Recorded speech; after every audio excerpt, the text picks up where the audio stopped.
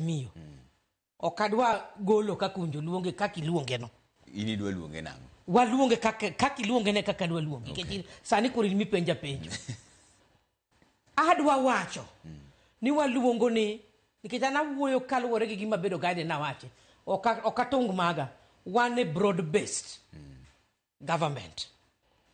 To broad based ni an kanone tang'iyo wisdom moro majakom nenigo. To kang'iyo ker masani chalni kuome nomoke kuom rot mako gulo ni to choge matur. Embona ni broad based ni dipoko kwelo kwe. Broad based ni okene na broad based ti party simu biro. En broad based no kweno no kamtai kago gini mana nyoko chocha ko kel koni. Mane kaka nwap to nwadwaro ni broad based ni obedo broad to bedo based. Tana takati ni kose bedo based to bedo anchored.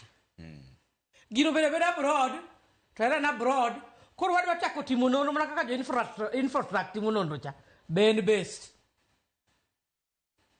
To kose bedo based to bobro bedo anchored.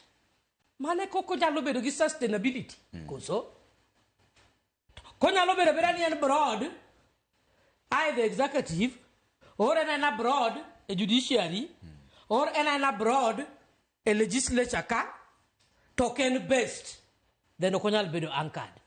And so seche moko, inyalo question sustainability. Kanyo donjo ni koso kudonjo.